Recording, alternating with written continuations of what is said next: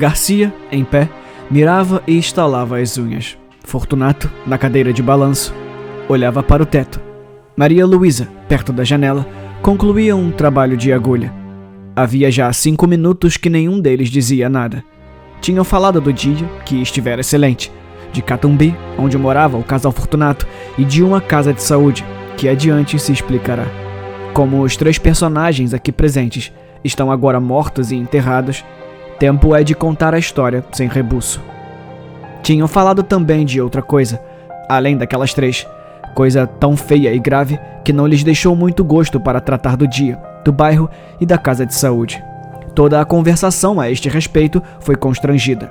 Agora mesmo, os dedos de Maria Luísa parecem ainda trêmulos, ao passo que há no rosto de Garcia uma expressão de severidade, que lhe não é habitual.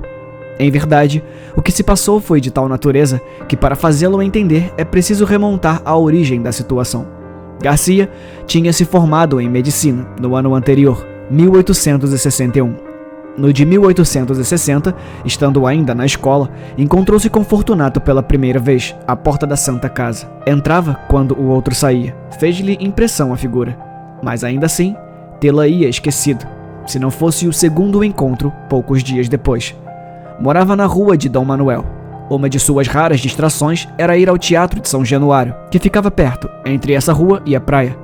Ia 1 ou 2 vezes por mês e nunca achava acima de 40 pessoas. Só os mais intrépidos ousavam estender os passos até aquele recanto da cidade.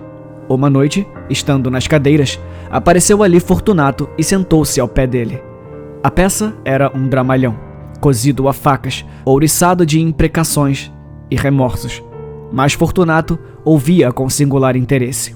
Nos lances dolorosos, a atenção dele redobrava.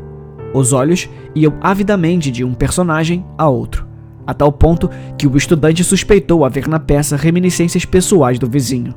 No fim do drama, veio uma farsa, mas Fortunato não esperou por ela e saiu. Garcia saiu atrás dele. Ia devagar, cabisbaixo, parando às vezes para dar uma bengalada em algum cão que dormia. O cão ficava ganindo e ele ia andando. No Largo da Carioca, entrou num tílburi e seguiu para os lados da Praça da Constituição. Garcia voltou para casa sem saber mais nada. Decorreram algumas semanas. Uma noite, eram 9 horas. Estavam em casa, quando ouviu rumor de vozes na escada. Desceu logo do sótão, onde morava, ao primeiro andar, onde vivia um empregado do arsenal de guerra. Era este que alguns homens conduziam, escada acima, ensanguentado. O preto que o servia acudiu a abrir a porta. O homem gemia. As vozes eram confusas, a luz pouca. Deposto o ferido na cama, Garcia disse que era preciso chamar um médico. Já aí vem um, acudiu alguém. Garcia olhou. Era o próprio homem da Santa Casa e do teatro. Imaginou que seria parente ou amigo do ferido, mas rejeitou a suposição, desde que lhe ouvira perguntar se este tinha família ou pessoa próxima. Disse-lhe o preto que não, e ele assumiu a direção do serviço. Pediu às pessoas estranhas que se retirassem, pagou aos carregadores e deu as primeiras ordens.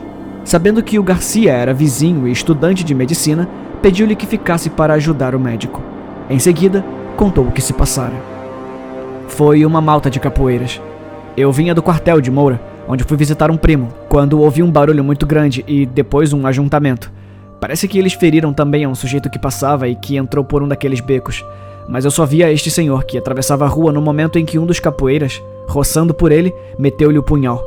Não caiu logo, disse onde morava e como era a 2 passos, achei melhor trazê-lo. E o conhecia antes? Perguntou Garcia. Não, nunca o vi. Quem é? É um bom homem, empregado no arsenal de guerra. Chama-se Gouveia. Não sei quem é. Médico e subdelegado vieram daí a pouco. Fez-se o curativo e tomaram-se as informações. O desconhecido declarou chamar-se Fortunato Gomes da Silveira, ser capitalista, solteiro, morador em Catumbi. A ferida foi reconhecida grave. Durante o curativo, ajudado pelo estudante, Fortunato serviu de criado, segurando a bacia, a vela, os panos, sem perturbar nada, olhando friamente para o ferido, que gemia muito. No fim, entendeu-se particularmente com o médico. Acompanhou-o até o patamar da escada, e reiterou ao subdelegado a declaração de estar pronto a auxiliar as pesquisas da polícia. Os dois saíram. Ele e o estudante ficaram no quarto. Garcia estava atônito. Olhou para ele. Viu-o sentar-se tranquilamente, estirar as pernas, meter as mãos nas algibeiras das calças e fitar os olhos no ferido. Os olhos eram claros, cor de chumbo. Moviam-se devagar e tinham uma expressão dura, seca e fria. Cara magra e pálida. Uma tira estreita de barba por baixo do queixo e de uma têmpora a outra, curta, ruiva e rara. Teria 40 anos. De quando em quando, voltava-se para o estudante e perguntava alguma coisa acerca do ferido, mas tornava logo a olhar para ele, enquanto o rapaz lhe dava a resposta. A sensação que o estudante recebia era de repulsa, ao mesmo tempo que de curiosidade. Não podia negar que estava assistindo a um ato de rara dedicação, e se era desinteressado como parecia, não havia mais que aceitar o coração humano como um poço de mistérios. Fortunato saiu pouco antes de 1 hora. Voltou nos dias seguintes, mas a cura fez-se depressa, e, antes de concluída, desapareceu sem dizer ao obsequiado onde morava. Foi o estudante que lhe deu as indicações do nome, rua e número. "Vou agradecer-lhe a esmola que me fez, logo que possa sair", disse o convalescente. Correu a Catumbi daí a 6 dias. Fortunato recebeu-o constrangido. Ouviu impaciente as palavras de agradecimento. Deu-lhe uma resposta enfastiada e acabou batendo com as borlas do chambre no joelho. Gouveia, de frente dele, sentado e calado, alisava o chapéu com os dedos, levantando os olhos de quando em quando, sem achar mais nada que dizer. No fim de 10 minutos, pediu licença para sair e saiu. "Cuidado com os capoeiras", disse-lhe o dono da casa, rindo.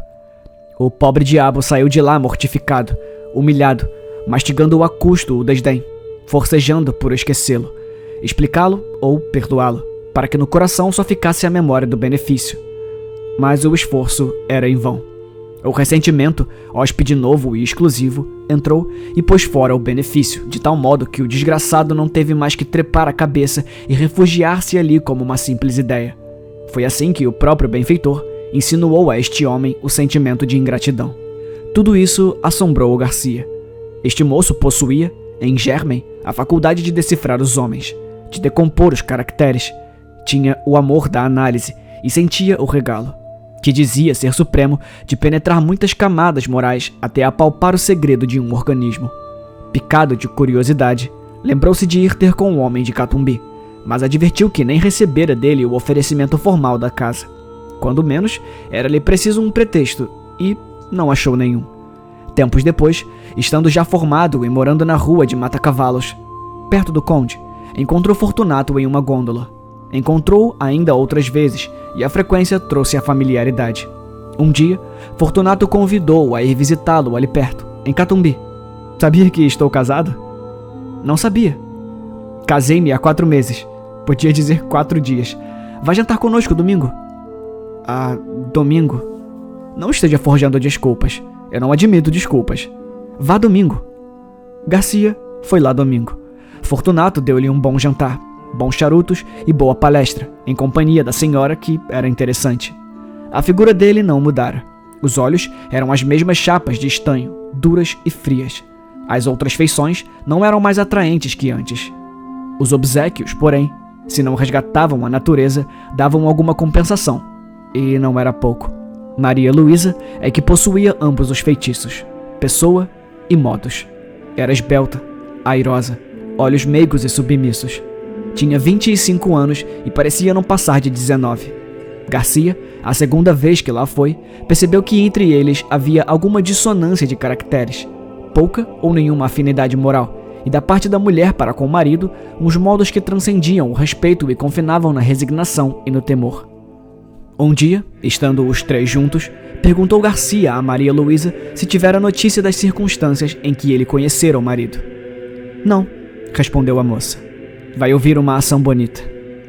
Não vale a pena", interrompeu Fortunato. "A senhora vai ver se vale a pena", insistiu o médico. Contou o caso da rua de Dom Manuel. A moça ouviu-o espantada. Insensivelmente, estendeu a mão e apertou o pulso ao marido, risonha e agradecida, como se acabasse de descobrir-lhe o coração. Fortunato sacudia os ombros, mas não ouvia com indiferença. No fim, contou ele próprio a visita que o ferido lhe fez, com todos os pormenores da figura, dos gestos, das palavras atadas, dos silêncios, em suma, um estúrdio. E ria muito ao contá-la. Não era o risco da dobrez. A dobrez é evasiva e oblíqua. O riso dele era jovial e franco. Singular homem, pensou Garcia. Maria Luísa ficou desconsolada com a zombaria do marido, mas o médico restituiu-lhe a satisfação anterior, voltando a referir a dedicação deste e as suas raras qualidades de enfermeiro. Tão bom enfermeiro, concluiu ele, que se algum dia fundar uma casa de saúde, irei convidá-lo. Valeu? Perguntou Fortunato. Valeu o quê? Vamos fundar uma casa de saúde. Não valeu nada, eu estou brincando. Podia-se fazer alguma coisa. E para o senhor, que começa a clínica, acho que seria bem bom. Tenho justamente uma casa que vai vagar. E serve. Garcia recusou nesse e no dia seguinte, mas a ideia tinha se metido na cabeça ao outro, e não foi possível recuar mais. Na verdade, era uma boa estreia para ele, e podia vir a ser um bom negócio para ambos. Aceitou finalmente, daí a dias, e foi uma desilusão para Maria Luísa. Criatura nervosa e frágil, padecia só com a ideia de que o marido tivesse de viver em contato com enfermidades humanas, mas não ousou opor-se-lhe. E curvou a cabeça. O plano fez-se e cumpriu-se depressa. Verdade é que Fortunato não curou de mais nada, nem então, nem depois. Aberta a casa, foi ele o próprio administrador e chefe de enfermeiros. Examinava tudo, ordenava tudo. Compras e caldos, drogas e contas. Garcia pôde então observar que a dedicação ao ferido da rua Dom Manuel não era um caso fortuito, mas assentava na própria natureza deste homem. Via-o servir como nenhum dos fâmulos. Não recuava diante de nada. Não conhecia moléstia aflitiva ou repelente, e estava sempre pronto para tudo, a qualquer hora do dia ou da noite. Toda a gente pasmava e aplaudia. Fortunato estudava, acompanhava as operações e nenhum outro curava os cáusticos. Tenho muita fé nos cáusticos, dizia ele. A comunhão dos interesses apertou os laços da intimidade. Garcia tornou-se familiar na casa. Ali jantava quase todos os dias. Ali observava a pessoa e a vida de Maria Luísa, cuja solidão moral era evidente, e a solidão como que lhe duplicava o encanto. Garcia começou a sentir que alguma coisa o agitava, quando ela aparecia, quando ela falava, quando trabalhava, calada, ao canto da janela, ou tocava ao piano umas músicas tristes. Manso e manso, entrou-lhe o amor no coração. Quando deu por ele, quis expeli-lo para que entre ele e Fortunato não houvesse outro laço que o da amizade. Mas não pôde. Pôde apenas trancá-lo.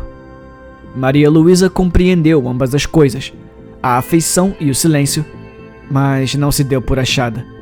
No começo de outubro, deu-se um acidente que desvendou ainda mais aos olhos do médico a situação da moça. Fortunato metera-se a estudar anatomia e fisiologia e ocupava-se nas horas vagas em rasgar e envenenar gatos e cães. Como os guinchos dos animais atordoavam os doentes, mudou o laboratório para casa e a mulher, com pleição nervosa, teve de os sofrer. Um dia, porém, não podendo mais, foi ter com o médico e pediu-lhe que, como coisa sua, alcançasse do marido a cessação de tais experiências.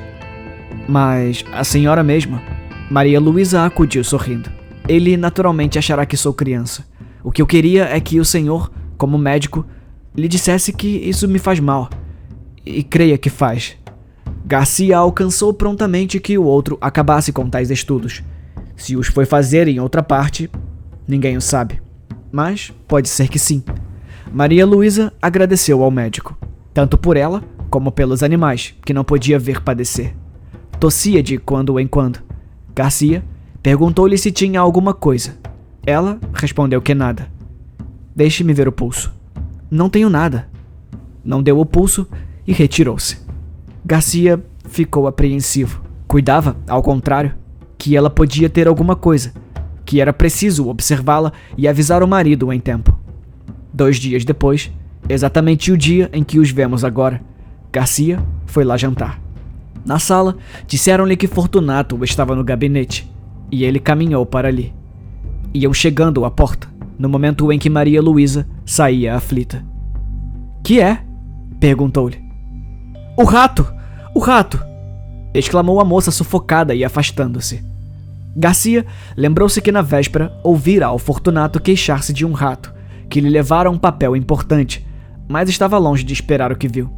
Viu Fortunato, sentado à mesa, que havia no centro do gabinete, e sobre a qual pusera um prato com um espírito de vinho. O líquido flamejava. Entre o polegar e o indicador da mão esquerda segurava um barbante, de cuja ponta pendia o rato atado pela cauda. Na direita, tinha uma tesoura. No momento em que Garcia entrou, Fortunato cortava o rato uma das patas. Em seguida, desceu o infeliz até a chama rápido para não matá-lo, e dispôs-se a fazer o mesmo à terceira, pois já lhe havia cortado a primeira. Garcia estacou horrorizado. "Mate-o logo", disse-lhe. "Já vai." E com um sorriso único, reflexo de alma satisfeita, alguma coisa que traduzia a delícia íntima das sensações supremas, Fortunato cortou a terceira pata ao rato e fez pela terceira vez o mesmo movimento até a chama. O miserável estorcia-se, guinchando, ensanguentado, chamuscado, e não acabava de morrer. Garcia desviou os olhos. Depois, voltou-os novamente e estendeu a mão para impedir que o suplício continuasse. Mas não chegou a fazê-lo, porque o diabo do homem impunha medo, com toda aquela serenidade radiosa da fisionomia. Faltava cortar a última pata. Fortunato cortou-a muito devagar, acompanhando a tesoura com os olhos. A pata caiu, e ele ficou olhando para o rato meio cadáver. Ao descê-lo pela quarta vez até a chama, deu ainda mais rapidez ao gesto para salvar, se pudesse, alguns farrapos de vida. Garcia, defronte, conseguia dominar a repugnância do espetáculo para fixar a cara do homem. Nem raiva, nem ódio.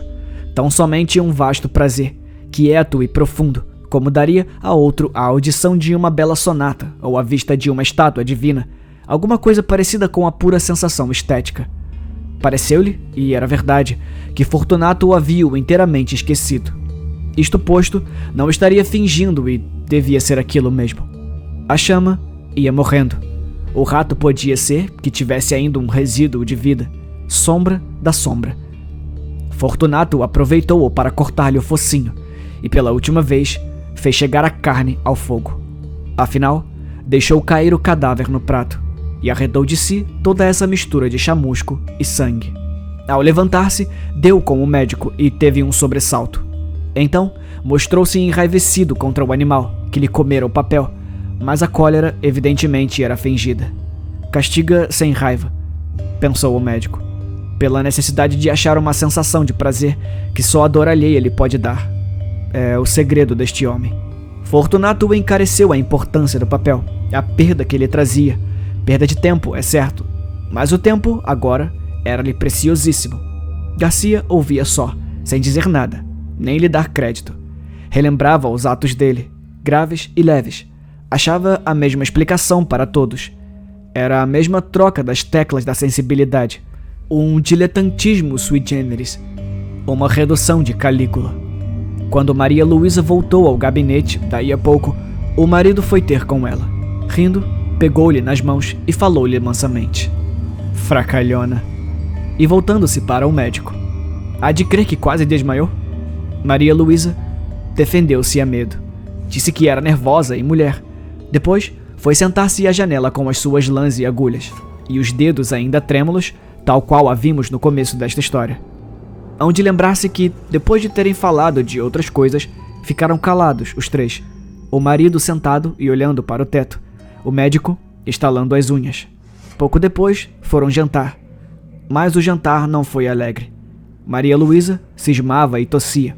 O médico indagava de si mesmo se ela não estaria exposta a algum excesso na companhia de tal homem. Era apenas possível, mas o amor trocou-lhe a possibilidade em certeza. Tremeu por ela e cuidou de os vigiar. Ela tossia, e não se passou muito tempo que a moléstia não tirasse a máscara. Era a tísica, velha dama insaciável que chupa a vida toda, até deixar um bagaço de ossos. Fortunato recebeu a notícia como um golpe. Amava deveras a mulher, a seu modo. Estava acostumado com ela. Custava-lhe perdê-la. Não poupou esforços. Médicos, remédios, ares, todos os recursos e todos os paliativos, mas foi tudo em vão. A doença era mortal. Nos últimos dias, em presença dos tormentos supremos da moça, a índole do marido subjugou qualquer outra afeição. Não a deixou mais.